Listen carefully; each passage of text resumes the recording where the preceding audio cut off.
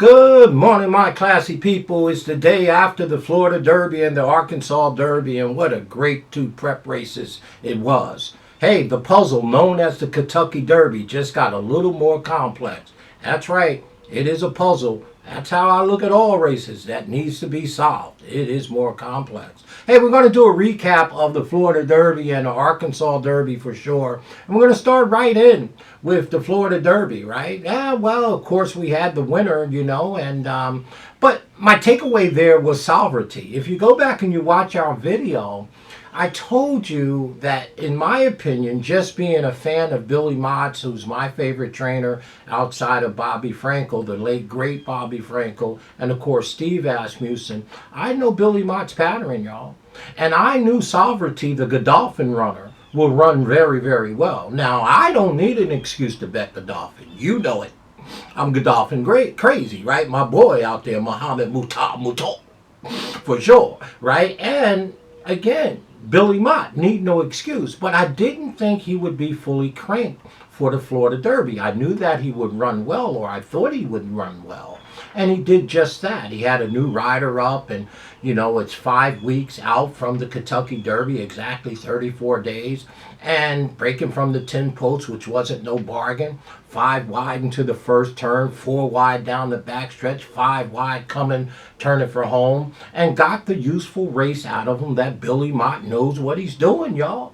So I'm telling you right now, Sovereignty is going to be reunited with Alvarado for sure on Derby Day, and Billy Mott is sitting on great guns. He will be fully cranked. This horse has a huge shot and could be Godolphin's first Derby winner. You know that'll make me happy.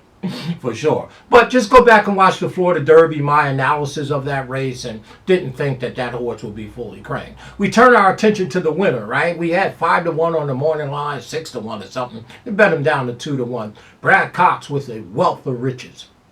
Could have 3 or 4 horses in the Derby. Tapan Street, right? With my boy Louis in the arm. Beautiful, beautiful ride. Set in the catbird seat, circled them, right? And by the way, Sovereignty was following the 9 all the way around the track. So they knew the horse to beat right away and got the useful race. But Tapan Street ran a beautiful race and a nice stepping stone into the first Saturday of May. Brad Cox sitting on a wealth of riches, y'all. That boy knows what he's doing. Him and his band of merry horses. We turn our attentions right away to Arkansas Derby. Well. Cornucopia, the Bob Baffert horse. I was not doing out. I think he was my 3rd or 4th pick. The old SpeedKing, right?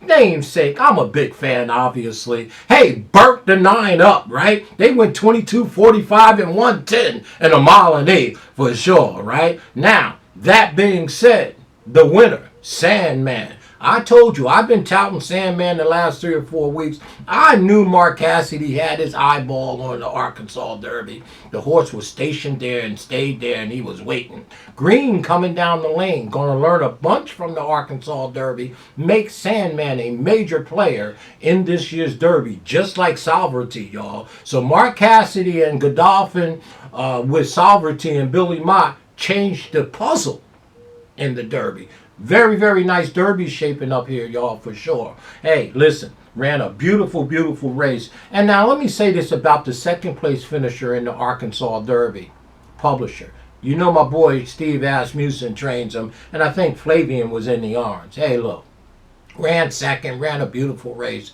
But let's not put that horse in the Derby. Let's get a win under his belt, because he is a maiden, right? I don't like that too much, you know what I mean? I know he's a talented horse, but let's not be overly aggressive here, right? You got Tistastic, right? Let's give Publisher an easy race to win and build his confidence for sure. Let's not put that horse in the Derby, please.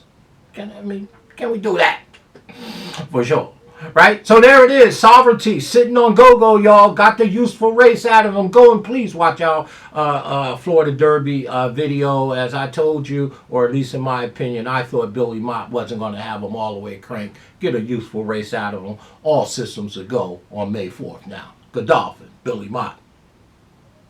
Thank you very much. Sandman, Mark Cassidy. Mean business. The puzzle has changed. Now, next week's a big, big race week for sure. We got the Wood Memorial, of course, the Bluegrass, right?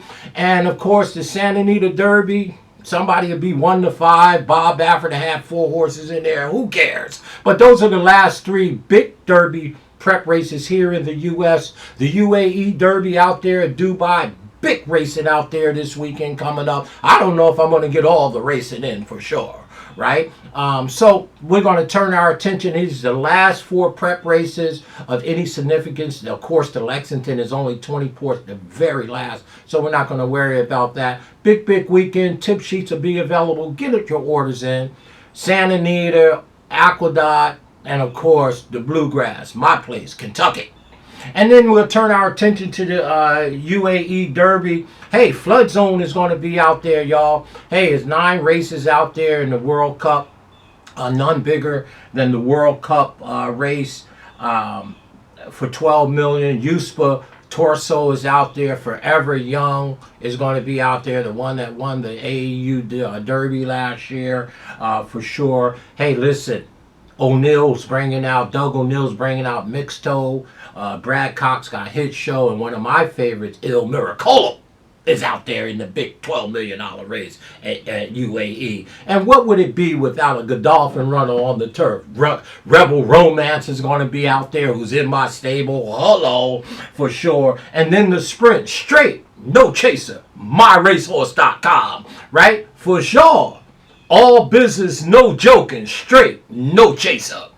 All business. They ain't going to be joking. So we'll be rooting for them. Big races out at UAE. Dubai World Day. Oh, I don't know if I'm going to be able to get all the racing in here, y'all, for sure next week. So please help your SpeedKing out by tip sheets will be available for all 3 American tracks, Santa Anita, Aqueduct, and of course,